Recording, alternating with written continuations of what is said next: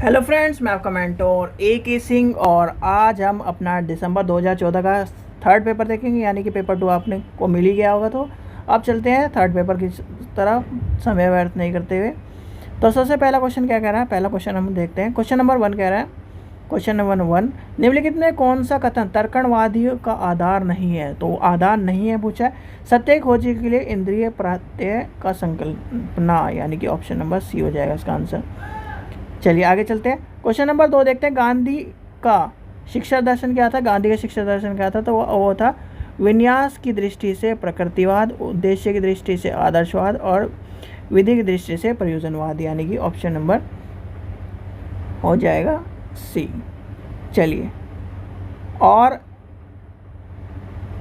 3R और hand 3H ये आपको पता होना चाहिए। क्वेश्चन नंबर 3 देखते हैं। एक शिक्षण सिद्धांत के प्रतिपादन करने के समय निम्नलिखित में कौन से क्रम अत्यधिक तर्कण परक होंगे। तो कौन कौन से होंगे, तो सबसे पहले आ जाएगा आपका, इसे अगर लेके चलें तो सबसे पहले आ जाएगा आपका ये आ जाएगा मानव प्रकृति के विषय में पूर्ण धारणा, फिर आ जाएगा एक शिक्षित व्यक्ति की धारणा, फिर तीसरा आ जाएगा शिक्षा का उद्देश्य, और चौथा आ जाएगा आपका शिक्षण शास्त्र की विधि, यानी कि ऑप्शन नंबर बी हो जाएगा इसका आंसर। क्वेश्चन नंबर 4 देखते हैं। निम्नलिखित में से कौन से विचारधारा ज्ञान और मानव मूल्यों पर जोर देती है। तो क्या आ जाएगा इसका आंसर, हो जाएगा ऑप्शन नंबर आदर्शवाद, यानी कि आदर्शवाद ये बात कहता है। चलिए आगे चलते हैं। क्वेश्चन नंबर 6 देखते हैं। जैन विचारकों के द्वारा प्रतिपादित ज्ञान के विभिन्न प्रकारों का निम्नलिखित में कौन सा अनुक्रम सही है। तो उसके अनुसार कौन कौन सा सही है जैन के अनुसार। मति ज्ञान, श्रुति ज्ञान, अवधि ज्ञान, मन प्रवृत्ति ज्ञान और कैवल्य, यानी कि ऑप्शन नंबर सी हो जाएगा। और ये क्वेश्चन रिपीट है, तो इस चीज़ का ध्यान रखना। क्वेश्चन नंबर 6 देखते हैं। सिनेमा को निम्नलिखित में से क्या माना गया है।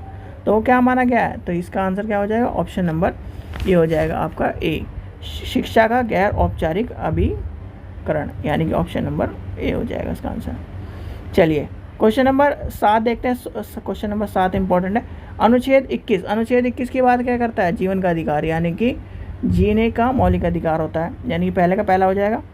फिर आता है कौन सा 45, 45 क्या कहता है, 45 आपके जो भी शिक्षा का अधिकार है, यानी कि शिक्षा का अधिकार के ऊपर जोर देता है। 51A, 51A क्या कह रहा है भाई, 51A किसके ऊपर बात करता है, मौलिक अधिकार, यानी कि आपके हो जाएंगे कौन से, इसमें आ जाएगा माता पिता के अभिभावकों के बालकों को शिक्षा के संबंधित कर्तव्य, यानी कि इस तरह के ये आ जाएगा यहाँ पर।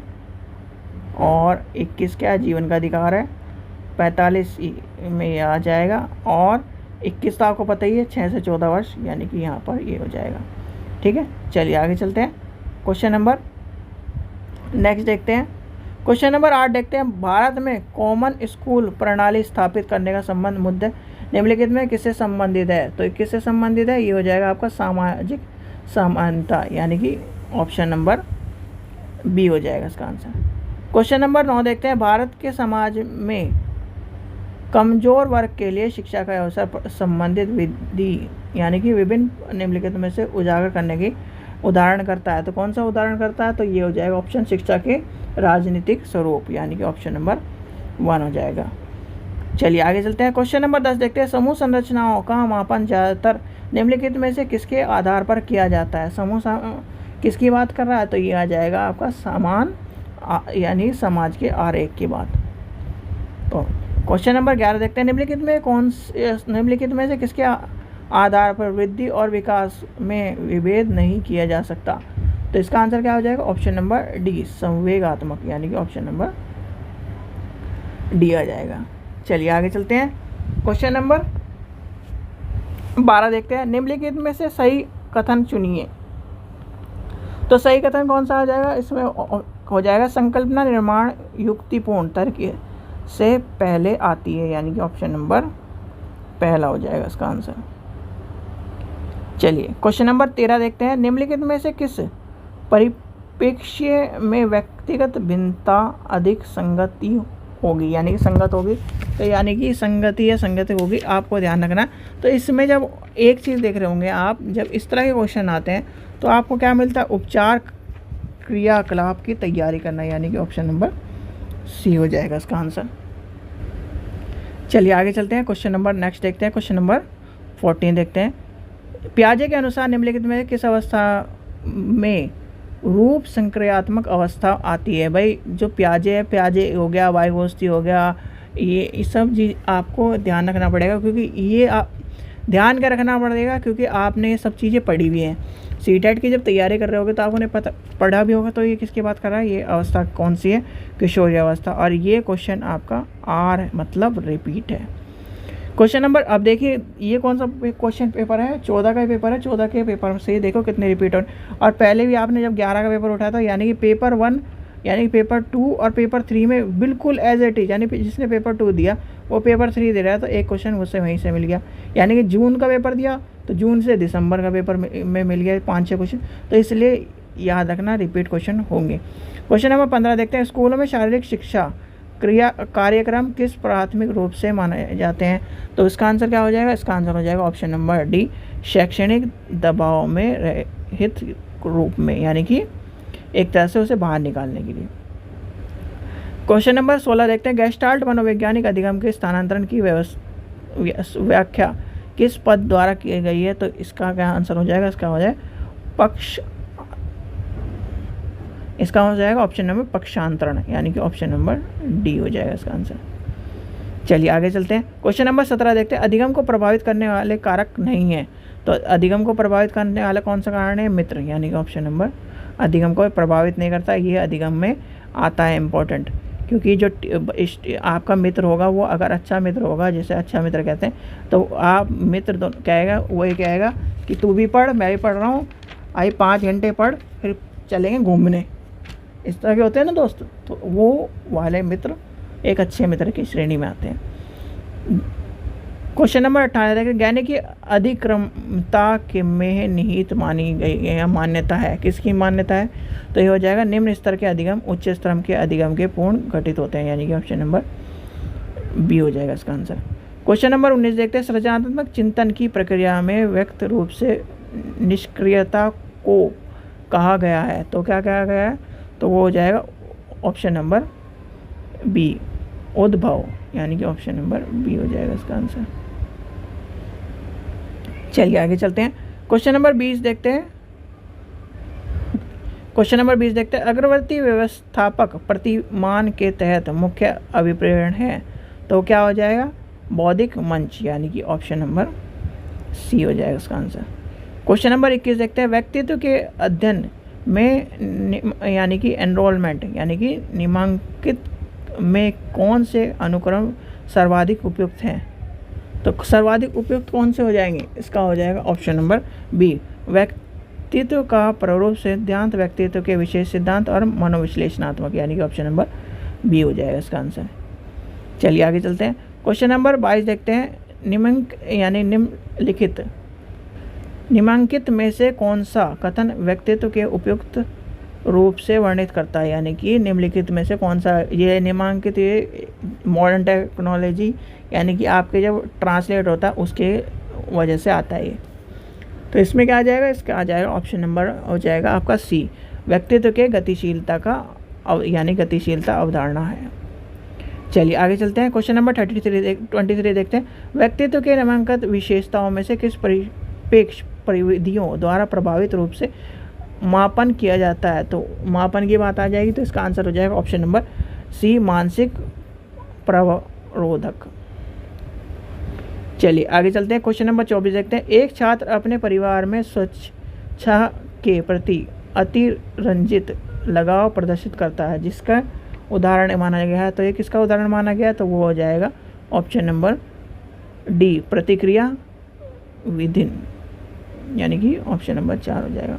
क्वेश्चन नंबर 5 देखते हैं। भारतीय व्यवस्था में समन्वय की प्रक्रिया को अच्छी तरह से दर्शाया जा सकता है, तो क्या हो जाएगा, संतुलन की स्थिति द्वारा, यानी कि ऑप्शन नंबर सी हो जाएगा इसका आंसर।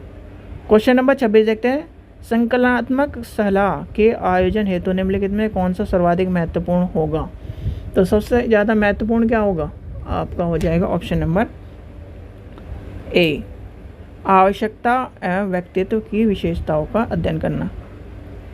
चलिए क्वेश्चन नंबर 27 देखते हैं। किसी स्कूल निर्देशन कार्यक्रम के आयोजन हेतु निम्नलिखित में से किस प्रकार की सेवा उपेक्षित होती हैं? तो किस प्रकार की उपेक्षित होती हैं? सूचना, परीक्षण, परामर्श और अनुवृत्ति, यानी कि ऑप्शन नंबर हो जाएगा बी। क्वेश्चन नंबर 26 देखते हैं। समूह निर्देशन के तर्कधार हेतु निम्नलिखित में से कौन सा स्वीकृत नहीं है? तो इसमें कौन सा आ जाएगा? इसका आंसर हो जाएगा ऑप्शन नंबर बी, अंतर व्यक्तित्व संबंध विकसित करना। चलिए आगे चलते हैं। क्वेश्चन नंबर 29 देखते हैं। किसी निर्देशन कार्यक्रम में निम्नलिखित में से किसको प्रमुख सेवा माना गया है या किस तरह की सेवा माना गया है? तो है आत्मतालिक से, यानी कि आत्मतालिका सेवा। ऑप्शन नंबर बी हो जाएगा। क्वेश्चन नंबर 30 देखते हैं। अति निर्देशात्मक उपबोधन का प्रमुख प्रयोजन क्या है? तो ये क्या हो जाएगा? इसका आंसर हो जाएगा ऑप्शन नंबर आपका सी, भावनात्मक विमुक्ता, यानी कि भावनात्मक विमुक्ता हो जाएगा। क्वेश्चन नंबर 31 चलते हैं। क्वेश्चन नंबर 31 क्या कह रहा है? विजातीय जनसंख्या होने पर निम्नलिखित विधियों में से न्यायाधीश प्रक्रिया को कौन सी विधि चुनेगा, यानी कौन सी विधि चुनेगा? तो वो होगा ऑप्शन नंबर स्तरीकरण न्यायाधीश, यानी कि स्तरीकरण न्यायाधीश। चलिए आगे चलते हैं। क्वेश्चन नंबर, जब कोई मध्यम मानों की तुलना में उपेक्षित हो वस्तुवरिक, यानी कि वास्तविक रूप से सार्थक अंतर निम्नलिखित में से किस दिशा में उपयोग होगा? तो क्या होगा? जब f का मान सार्थक हो। ठीक है, अब ये आप एक मिनट, आपको मैं एक चीज़ दिखाता हूँ। ये आपका 32 क्वेश्चन है। 32 क्वेश्चन बिल्कुल हिंदी में आपने पढ़ लिया क्वेश्चन। अब ऊपर चलिए, ये देखिए, इसे बड़ी f वैल्यूज बिगिन है सिग्निफिकेंस।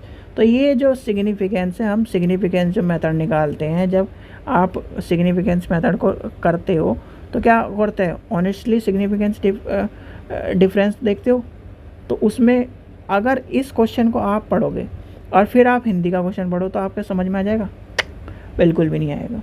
इसलिए थोड़ा सा कहता हूँ, इंग्लिश में भी आजकल जो आ रहा है पैटर्न वो सही है कि आपका हिंदी में ऊपर दिया रखता है, इंग्लिश में नीचे रखता है, तो साथ के साथ पढ़ लेता है बच्चा, तो वो सही है। वो गलत चीज़ नहीं है, सही है, मैं सही मानूंगा, क्योंकि जो चीज़ सही है भाई सही तो होगी। अब उससे क्या होता है, या पहले ऐसा होता था बच्चा हिंदी में एक बार चुन ली लैंग्वेज, फिर उसे करता था हिंदी इंग्लिश इस तरह करता रहता था, तो दिक्कत का सामना करना पड़ता था। बस यही है, स्क्रॉल करने की थोड़ी सी परेशानी अभी भी है। क्वेश्चन नंबर 33 देखते हैं। किसी शोध समस्या के निर्माण हेतु निम्नलिखित में सर्वश्रेष्ठ स्रोत किसे माना गया है? तो इसका आंसर क्या हो जाएगा? इसका आंसर हो जाएगा ऑप्शन नंबर सी, किसी शोध पत्र को प्रकाशित शोध लेख के अनुसार, यानी कि ऑप्शन नंबर सी हो जाएगा इसका आंसर। चलिए आगे चलते हैं। क्वेश्चन नंबर 34 देखते हैं। शोध के त्रिभुज पद निम्नलिखित में से किस युग्म करने के लिए संबंधित है? तो क्या हो जाएगा? इसका आंसर हो जाएगा ऑप्शन नंबर बी हो जाएगा, अनेक गुणात्मक शोध के तकनीक की योग्यता। ऑप्शन नंबर बी हो जाएगा इसका आंसर। क्वेश्चन नंबर 35 देखते हैं। विचलनशीलता की मात्रा सूचित करने के लिए क्रम सूची पद्धति का उपयोग मापन डैश होगा। तो किसकी बात कर रहा है ये? ऑप्शन नंबर आपके चतुर्थ विचलांक, यानी कि विचलान मानक की बात कर रहे हैं। चतुर्थ विचलांक मानक, इसे इंग्लिश में क्या कहते हैं ये भी देख लीजिए आप, क्वार्टर डेविएशन, याद रखना क्वार्टर डेविएशन को कहते हैं चतुर्थ विचलन मानक। और ये आपको पता नहीं मानक विचलन क्या है, स्टैंडर्ड डेविएशन, मानक पर प्राप्तांक क्या है, औसत विचार, ये हिंदी में, अगर हिंदी में पढ़ रहे हो तो हिंदी में आपको पता भी होना चाहिए। क्वेश्चन नंबर 36 देखते हैं। प्रयोगशाला प्रयोग में निम्नलिखित में कौन सा कार्य सर्वाधिक महत्वपूर्ण होता है? तो क्या होता है, अगर आप इस प्रयोगशाला के कार्यक्रम को कर रहे हो तो चरों को नियंत्रण करना, यानी कि बैलेंस करना। ठीक है, चलिए क्वेश्चन नंबर 30 देखते हैं। ऐतिहासिक शोध में बल दिया जाता है। भाई ऐतिहासिक शोध किसके ऊपर है? ऐतिहासिक के ऊपर है, यानी कि इतिहास के ऊपर है। अतीत के प्रतियोग को संकल्प या संगठन करना, यानी कि उसे जुटाना एक तरह से। मान लीजिए अकबर के बारे में आपने शोध करना है, तो अकबर की सारी चीज़ें उठाओगे, उसके कैसा पहनता था कपड़े, कितने फुट का था, कहाँ बैठता था, ये सब चीज़ें आपको पता होनी चाहिए। क्वेश्चन नंबर 38 देखते हैं। एक अध्यापक ने स्कूल के कार्यक्रमों में हस्तक्षेप के रूप में कैलोरी युक्त मध्य भोजन की शुरुआत की। और निर्वाचन स्तर पर उस शिक्षक को निम्नलिखित में से कौन से परीक्षण करना होगा। तो भाई इस तरह के जब आपको हो जाएगा एकल परीक्षण विधि, यानी कि पहला ही आ जाएगा आपका ऑप्शन नंबर ए हो जाएगा इसका आंसर। क्वेश्चन नंबर 39 देखते हैं। एफ परीक्षण प्रयुक्त होता है तो वो कैसे है, 2 से अधिक स्वतंत्र समूहों की तुलना की जाने पर, यानी कि ऑप्शन नंबर सी हो जाएगा इसका आंसर। क्वेश्चन नंबर 40 देखते हैं। निम्नलिखित में कौन सी वितरण मुक्त सांख्यिकी है। तो वितरण मुक्त सांख्यिकी के बारे में पूछा है, तो वितरण मुक्त सांख्यिकी में कौन सा आ जाएगा, ऑप्शन नंबर आपका हो जाएगा सी, यानी कि पेयर्स ऑफ आर गुणांक, यानी कि आर किसके डिनोट करता है, ये देखिए पेयर्स ऑफ आर, यानी कि आर किसका डिनोट करता है कोरिलेशन में,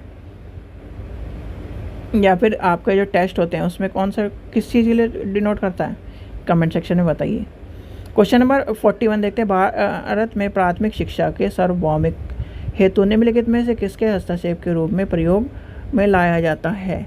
तो क्या हो जाएगा इसका आंसर, ऑप्शन जो है 41 का क्या होगा, ऑप्शन हो जाएगा पहला सार्वजनिक अभियान, यानी कि ऑप्शन नंबर सर्व शिक्षा अभियान जो होगा SSA, सर्व शिक्षा अभियान। क्वेश्चन नंबर, और ये दूसरा क्या है, सतत वृत्त मूल्यांकन यानी CC, लैपटॉप का वितरण, ये तो आपका गलत हो जाएगा। क्वेश्चन नंबर 42 देखते हैं। निम्नलिखित में कौन से संस्थान भारत के उच्च शिक्षा संस्थान का मूल्यांकन करने के लिए आता है। तो आपको पता ही है कौन आता है, NAAC आता है। जैसे NAAC ने आपको क्या होगा, बहुत सारी यूनिवर्सिटी को A+ दिया है, फिर A दिया है, A+ है, A दिया है, यानी कि एक मिनट हाँ A दिया है, इधर B++ हो गया, B+ हो गया, B हो गया। तो ये सब चीज़ें आपको पता होनी चाहिए, और इनके ग्रेड का भी पूछा जाता है कि कितने में से ग्रेड दिए जाते हैं। क्वेश्चन नंबर 43 देखते हैं। निम्नलिखित में से दूरवर्ती शिक्षा की कौन सी एक विशेषता है। तो दूरवर्ती शिक्षा की क्या विशेषता है, शिक्षक और अधिगमकर्ता को संबंधित करने हेतु तो समय और स्थान की में लचीलापन, यानी कि ऑप्शन नंबर सी हो जाएगा इसका आंसर। क्वेश्चन नंबर 44 देखते हैं। 44 क्या कह रहा है, निम्नलिखित में किस देश में स्कूल शैक्षणिक प्रशासन अन्य रूपिन स्थानीय प्राधिकरण के हाथों में है। तो क्या हो जाएगा, ऑप्शन नंबर डी, प्रयुक्त राज्य यानी संयुक्त राज्य अमेरिका USA। क्वेश्चन नंबर 45 देखते हैं। तुलनात्मक रूप से देखने पर व्यावसायिक शिक्षा और शिक्षा के व्यावसायीकरण निम्नलिखित में से क्या है।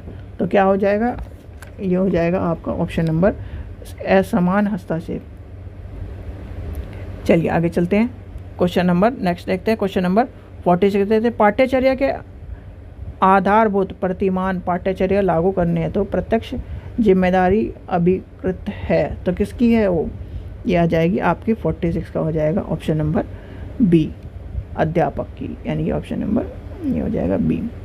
क्वेश्चन नंबर 47 देखते हैं। पाठ्यचर्या में प्रशासनिक प्रतिमान को लागू करने हेतु सर्वाधिक उपयुक्त उपागम डैश है को जोड़ दिया गया है। तो डैश के ऊपर जोर किसका दिया गया है, तो हो जाएगा अधिगम कर्मियों की अधिगम क्रमता पर, option number A. Question number 48 देखते हैं। पाठ्यचर्या के प्रदर्शन प्रतिमान का अंतिम उद्देश्य क्या है। तो इसका आंसर क्या हो जाएगा, ऑप्शन नंबर सी, व्यापक स्तर पर क्रियान्वित हेतु प्रतिश्रुत प्रदान करना। चलिए आगे चलते हैं। क्वेश्चन नंबर 49 देखते हैं। संकल्पनात्मक मूल्यांकन का मूल्य उद्देश्य यह जानना, यानी कि जानना है कि अधिगमकर्ता क्या करता है। यानी इस तरह की चीज़ें में जब आपको जानने की बात आए तो इसमें क्या हो जाएगा कि क्या करता है, क्यों करता है, किस लिए करता है, ये सब भी बात इम्पोर्टेंट होंगी। तो इसका क्या आंसर हो जाएगा, ऑप्शन नंबर बी हो जाएगा, वांछित अधिगम परिणाम को प्राप्त करने की बात करता है, यानी कि ऑप्शन नंबर बी हो जाएगा। क्वेश्चन नंबर 50 देखते हैं। प्रभावी रचनात्मक मूल्यांकन हेतु कौन सी नीति प्रासंगिक होगी। तो क्या हो जाएगा, ऑप्शन नंबर डी हो जाएगा, अधिगम उपलब्धि के उपयोग एवं आकलन नीति। चलिए आगे चलते हैं। क्वेश्चन नंबर 51 देखते हैं। निम्नलिखित में किस स्थिति का प्रमुख कार्य भारत की शिक्षा की योजना एवं प्रशासन से संबंधित है। तो क्वेश्चन नंबर क्या हो जाएगा, पहले इसका हो जाएगा सी, यानी कि NEUPA, NEUPA।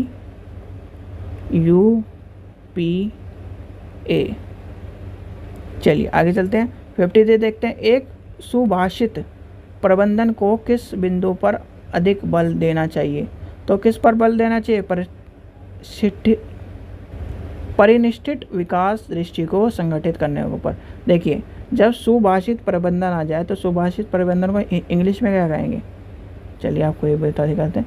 लीडर्स, सॉरी, यह आ जाएगा ए वेल डिफाइंड मैनेजमेंट शुड, यानी गिवन स्ट्रेस, यानी कि स्ट्रेस ऑन किसके ऊपर आ जाएगा? ऑर्गेनाइजेशन, तो इसके ऊपर आ जाएगा। चलिए आगे चलते हैं। क्वेश्चन नंबर 53 देखते हैं। निम्नलिखित में किस तत्व के आधार पर नेतृत्व अत्यंत प्रभावशाली बन जाता है? तो किसके ऊपर आ जाएगा? ये आ जाएगा आपका नेतृत्व के व्यक्तित्व लक्षण, यानी कि ऑप्शन नंबर ए हो जाएगा इसका आंसर। क्वेश्चन नंबर 54 देखते हैं। परिप्रेक्षण का आधारभूत प्रक्रिया क्या होगा? तो इसका आंसर क्या हो जाएगा? ऑप्शन नंबर आपका होगा सी, यानी कि स्थिति में रचनात्मक एवं सृजनशील पर्यावरण को विकसित करना। चलिए आगे चलते हैं। क्वेश्चन नंबर 55 देखते हैं। विद्यालय प्रबंधनाचार्य का प्रमुख उत्तरदायित्व होता है, वही ये होता है पूरा स्कूल ही संभालना होता है। तो निर्देशात्मक कार्यक्रम को नेतृत्व प्रदान करना, यानी कि ऑप्शन नंबर बी हो जाएगा इसका आंसर। चलिए आगे चलते हैं। क्वेश्चन नंबर 56 देखते हैं। क्रूडर रिचर्डसन परिकल्पना निम्नलिखित में किसके परीक्षण के ऊपर प्रयुक्त होती है? तो हो जाएगा विश्वसनीयता। चलिए आगे चलते हैं। क्वेश्चन नंबर 57 देखते हैं। मैच द फॉलोइंग है। उपलब्धि परीक्षण, अभियोग्यता परीक्षण, व्यक्तिगत परीक्षण और कार्यनिष्ठ परीक्षण। तो सबसे पहले है उपलब्धि परीक्षण में है विषय वस्तु वैधता। अभियोग्यता परीक्षण क्या हो जाएगा? भविष्य सूची वैधता आ जाएगा। तो यानी कि ये हो जाएगा इधर, ये हो जाएगा इधर।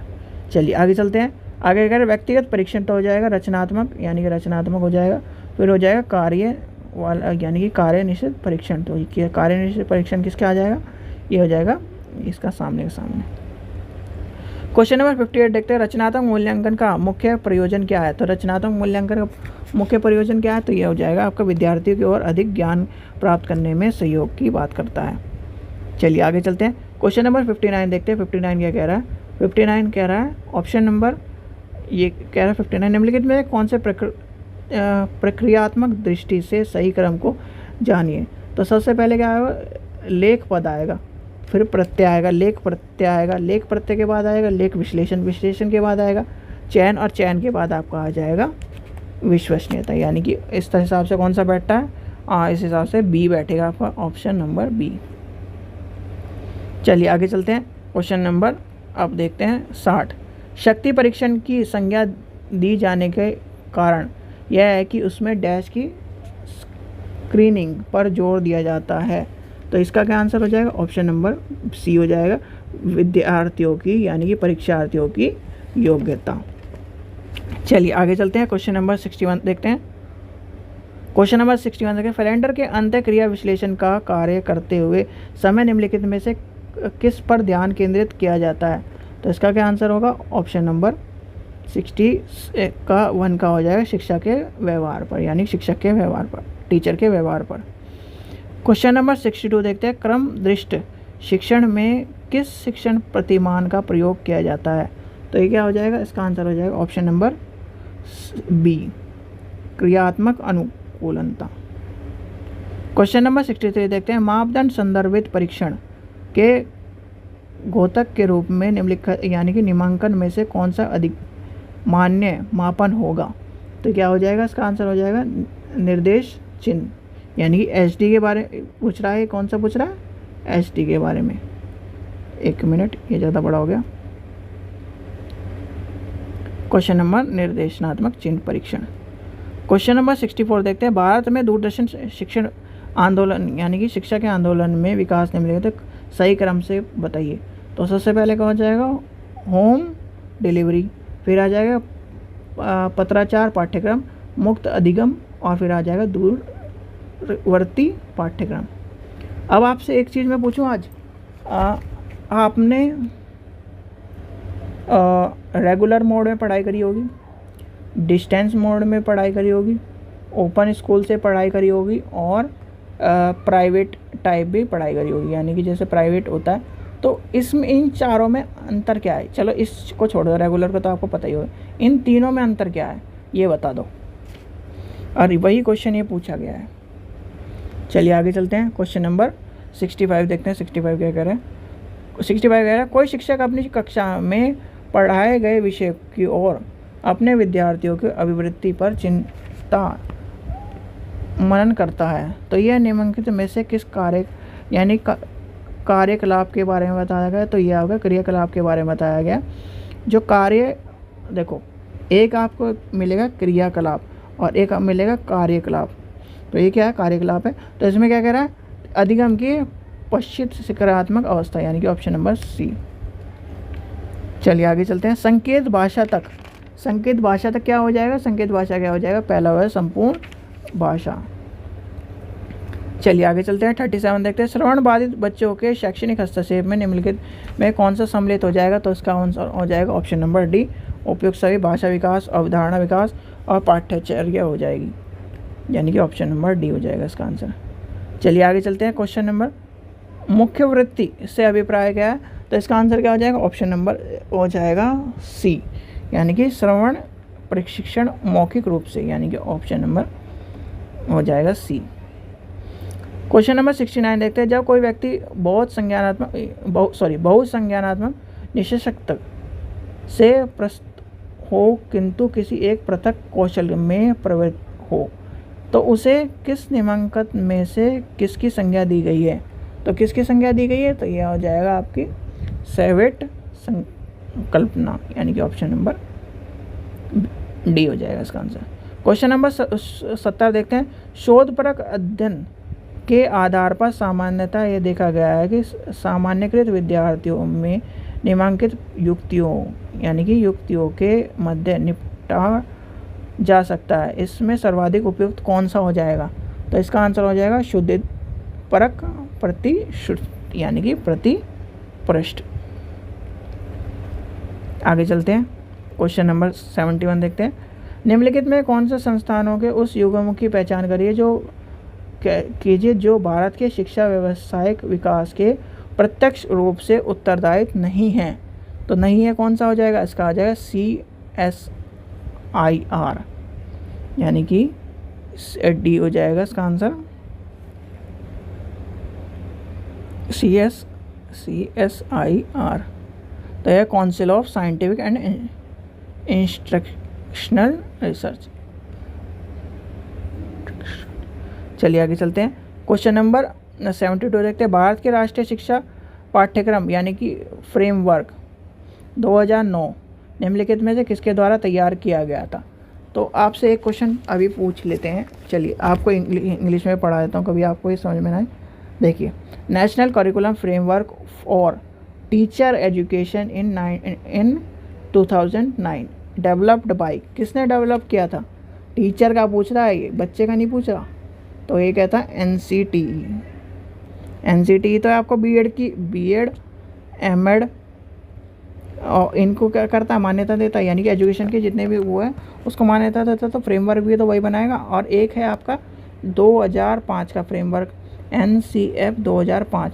तो NCF 2005 किसकी बात करता है? बच्चों की। और 2009 किसकी बात करता है? टीचरों की, याद रखना। Faculty improvement program is mean for, चलिए इसे हिंदी में पढ़ लेते हैं। राष्ट्रीय शिक्षा परीक्षा NCT की स्थापना कौन से क्वेश्चन पे थे हम? अच्छा, ये क्वेश्चन था हमारा। क्वेश्चन नंबर 73, संकाय सुधार कार्यक्रम निम्नलिखित में से किसके निरंतर है? तो किस में आ जाएगा? इसका आंसर हो जाएगा ऑप्शन नंबर डी, महाविद्यालय और विश्वविद्यालय शिक्षक का, यानी कि ऑप्शन नंबर हो जाएगा डी। क्वेश्चन नंबर 74 देखते हैं, एनसीटी की स्थापना निम्नलिखित में से किसके उद्देश्य की लिखी गई थी। तो एनसीटी की स्थापना की गई थी शिक्षकों को शिक्षा की गुणवत्ता में सुधार लाने के लिए, यानी कि जो टीचर की गुणवत्ता में सुधार लाने के लिए एनसीटी। और एनसीटी आया कब है, एनसीटी की फुल फॉर्म क्या है ये आपको पता होना चाहिए, और एनसीटी का कार्यालय कहाँ कहाँ है। क्वेश्चन नंबर 75 देखते हैं, शिक्षा के व्यवहार में अप्रत्यक्षता निम्नांकित में से किसका संबंध हो जाएगा। तो ये हो जाएगा आपका विद्यार्थियों के अधिगम के परिमाण, यानी कि ऑप्शन नंबर सी हो जाएगा। ठीक है बच्चों, तो ये थे आपके 75 क्वेश्चन। क्वेश्चन पेपर कौन सा था, दिसंबर 2014 का पेपर नंबर 3। ठीक है, तो ये आपको करा दिया गया। आशा करता हूँ आपको वीडियो पसंद आए तो लाइक करें, चैनल को सब्सक्राइब करें, वीडियो हो जाए शेयर करें। Thank you.